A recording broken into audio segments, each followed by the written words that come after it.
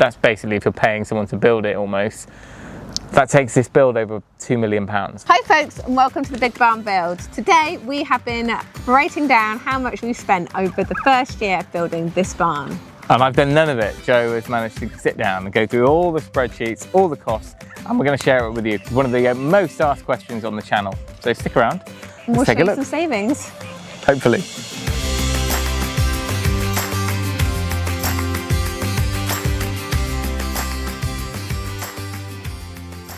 So for those of you who haven't been following the project yet, last year we managed to secure planning to convert this cowshed behind me into our dream family modern farmhouse.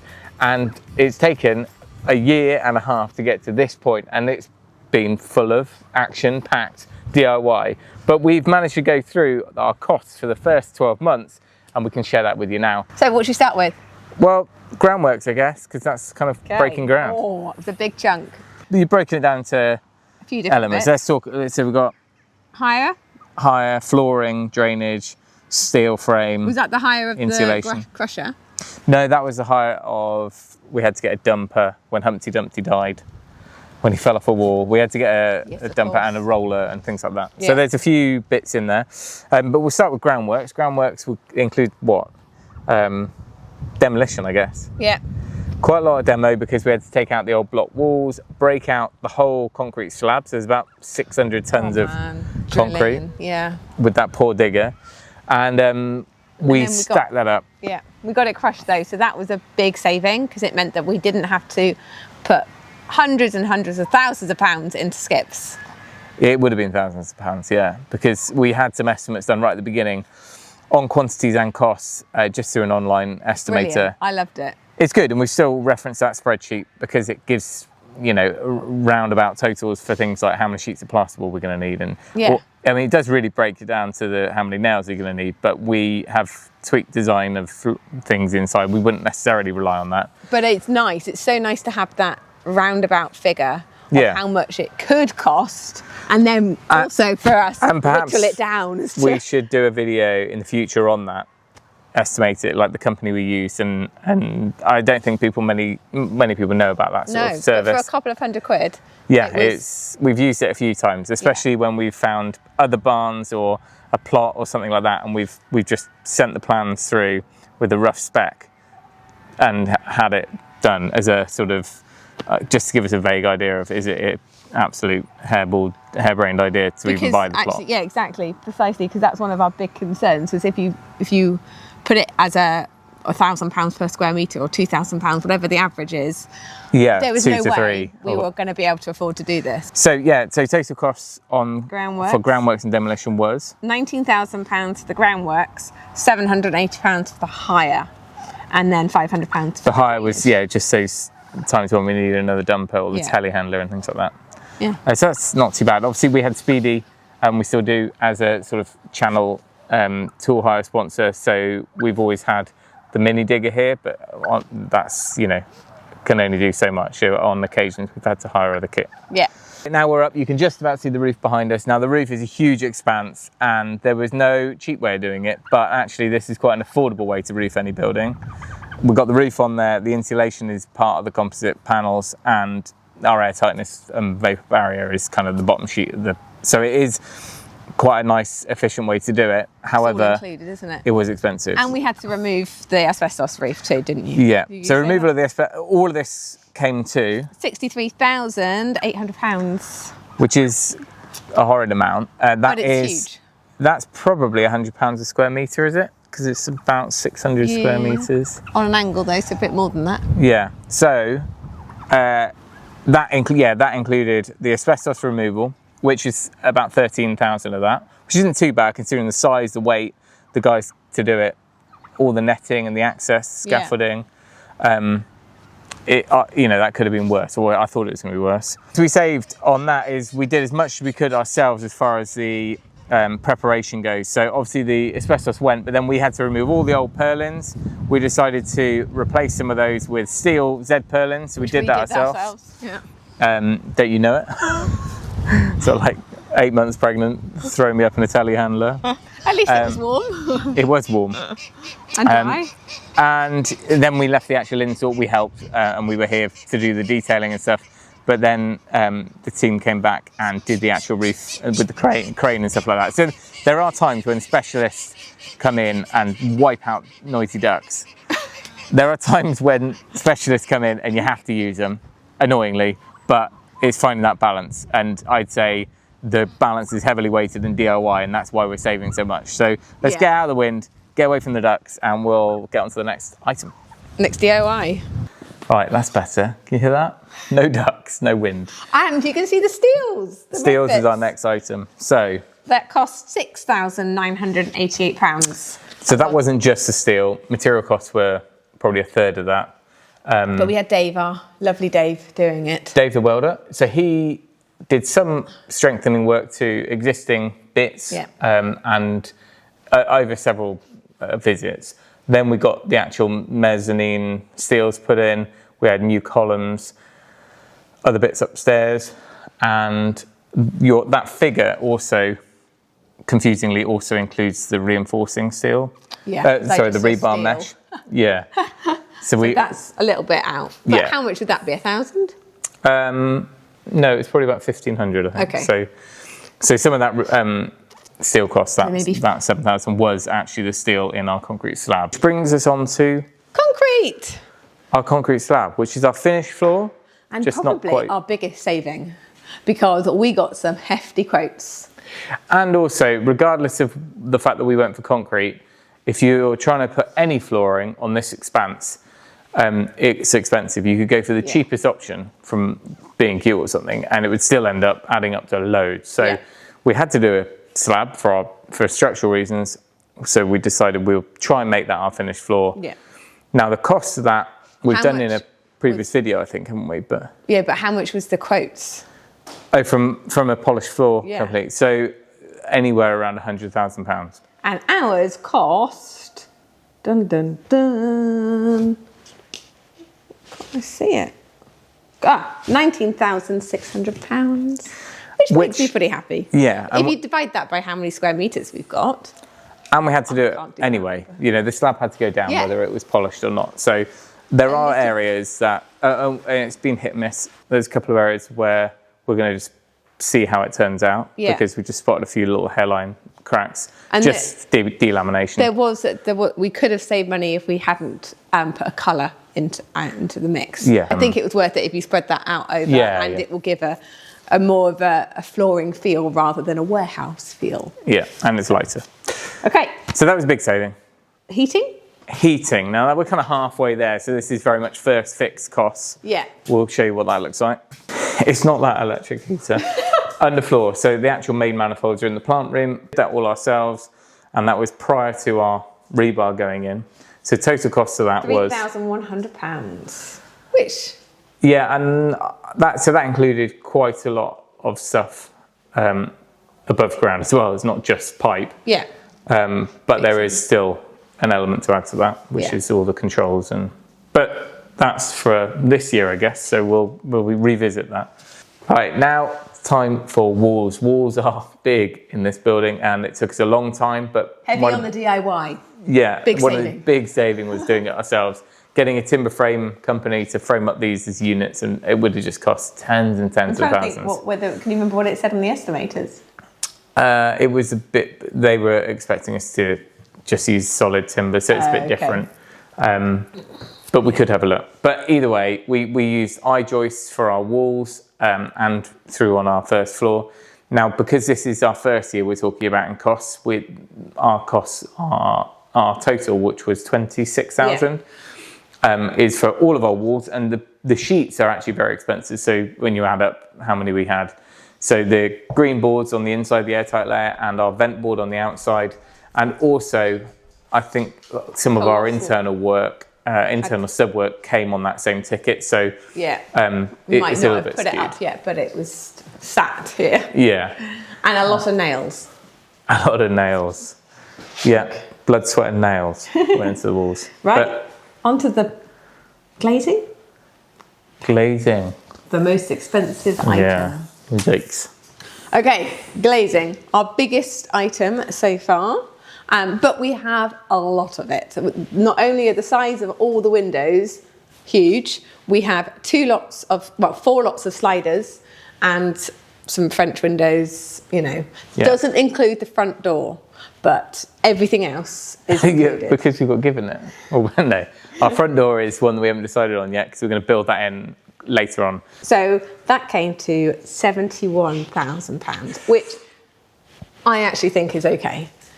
We did shop around and we went for high quality because it's something that is going to improve the airtightness. And we're not going to do it again. No. So what we decided early on is the insulation and the windows, things you can't upgrade easily, we'll just have to suck it up and get the best we can, and then we can save the money later on. Yeah. And that might be the wrong way to look at it, but I think we can shop around for other things, or we can take our time on other things, whereas the windows, they've got to go in, and if we'd skimped on those, it would have undone all of the hard work we've put into detailing the walls. And we did save on the fact that Tim and Tom did a lot of the windows themselves. We had some people come and show us and do the big sliders, just because they're so heavy and you want them to be right. Yeah. But everything else you guys did. So the fitting costs were 7,000 or 8,000, I think, if we'd just done nothing. So there was a good saving there. Yeah. But that is a big cost. So by going triple glazed, airtight, I think we're never going to save. I don't know what the difference is between the cheapest window to get through building regs and this would be probably double. Would we save that back in build? Probably not, but the comfort level of having these and knowing that. And also things like a door sliding nicely and closing nicely, that will be a nag constant, won't it? Whereas, an internal door or a bit of paint or I don't know. No, you're right. The feel of these, it's because you use a door all the time. They actually do the job nicely. So I'm a big fan. And so those are about £10,000 a piece, those sliding doors. Yeah. Which, for comparison, is about twice the price of the aluminium ones that we've got on the outside wall. So, and they're the same size. So that's quite a good comparison. So it pretty much is double, but they're only double glazed, they're only aluminium. You push and pull those open, there's a definite difference in quality between those. You can feel the heat. Right, we just realised on our list that internal framing was £8,000. Was 8,000. So that was additional to what we said. So that's a lot of the first floor and stud walls, OSB, hangers, more nails. Screws. Yeah. Okay. There's probably other things. So we've only got 2 more things. Oh no, 3 more things left, which are the pool, air tightness, and labour. Air tightness is like a hidden cost, which basically means all of the taping. Now this isn't actually all of it, but this is how much. I don't even think it's half. But at that point, we spent £1,000 just on lovely tape. tape and sealants, and that is going to make a huge difference to the performance of the house.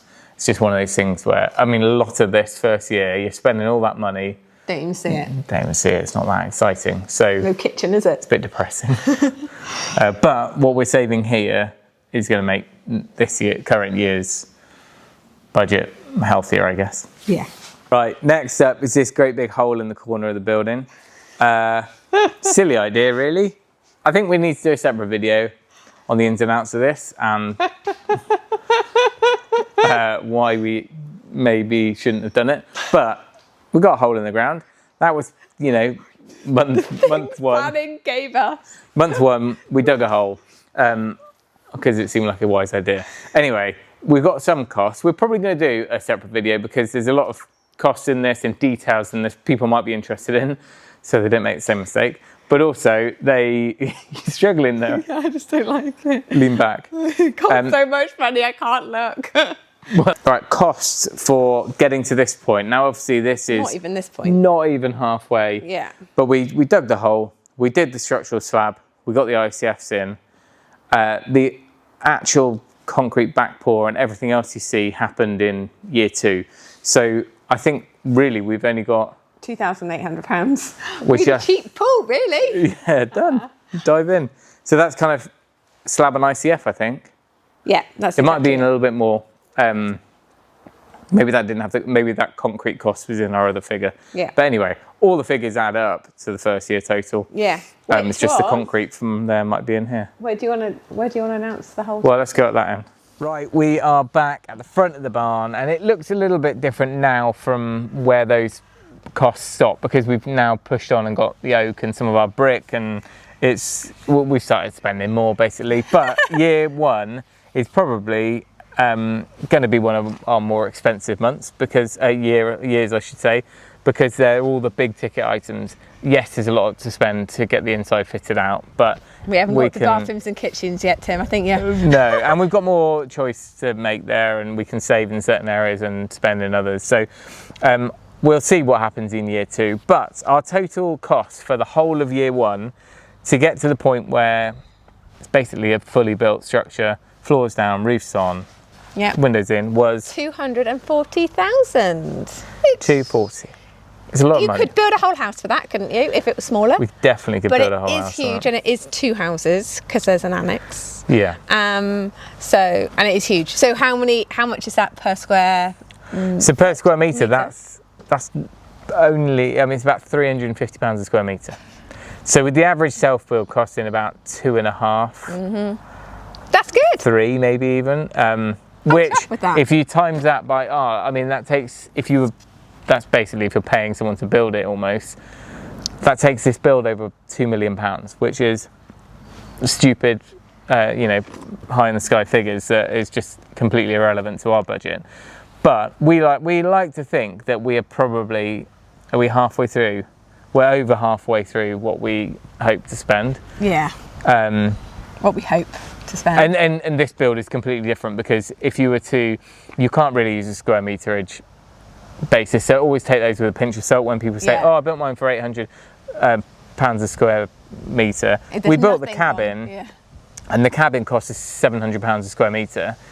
And that's got, a bathroom, a small toilet, a kitchen. Like, you're still going to have a kitchen, however big your house is. So it's down to the spec, really. Yeah. There's so many open plan areas, you can't really put the same value on that square metre than you can right in the middle of the heart of the kitchen. So I would say completely ignore the square meterage cost, but it's quite a nice target to have for us to be able to pull this in for the same square meterage cost as the cabin, for example. But anyway, that's a little challenges we set ourselves anyway. However, I'd love to know what you might have guessed we've spent so far. A lot of people are throwing figures around in comments on other videos of ours with figures well over double what we've spent already. Now, we've managed to keep our costs really low by doing as much as we can ourselves, really shopping around and buying a lot of second-hand or collecting items ourselves. We're going to be looking at some of the unexpected costs in a future video, which is a bit of an eye-opener. Yes. Because we did slip up on quite a few things, not just the pool. Learning curve. Yeah. And one slight caveat, of course, is because we have our channel, because we have you wonderful viewers, we're able to work with brands. So on a few occasions, not many, because you won't have seen endless sponsored videos in this build, but we have been able to negotiate more like trade prices or cost prices. So that has saved us a lot of money. But Which has also helped because it's a bigger... Yes. We're buying in bulk because it's a bigger property. Yeah. So that's one advantage of it being a bigger property. Yeah. Yeah, you've got a bit of buying power, I guess. Yeah. But anyway, we're going to leave it there. If you've got any questions, sit them down in the comment section below. Oh dear, it did add drama. We're back with our new calendar. This is last year's because our actual calendars haven't arrived yet, but they're all in production. They're beautiful, and you can see all the photos on our website if you want to check out what they are. I've got 2 of this year's. If people want to buy one of them, limited edition, they're down in the shed. You've got all the dates wrong, but anyway, but it's really lovely, and there's even little details of when things are happening on the farm in different months. So when babies are being born. And some of them you voted for. When lambs are being lambed, I should say. But, well done. A lot of people. Thank you to Patreon because they voted for one of the photos. photos, and Instagram have also voted for a few photos. Yeah. But December is a corker, so just go and have a look at that one. That's your little teaser. It's brilliant. Normally we try to do a family nativity shot for that, which is normally quite funny as it is, but this year, yeah, we improvise. Time of the essence. It's quite good. Anyway, we're going to leave it there. If you've got any questions, leave them down in the comment section below. Let us know what you thought we might have spent so far. I'd be interested to hear. Thanks for watching. If you can, do it yourself. We'll see you next time. Oh, and there's t-shirts too. It's like Del Boy. Buy 2, pay for 3.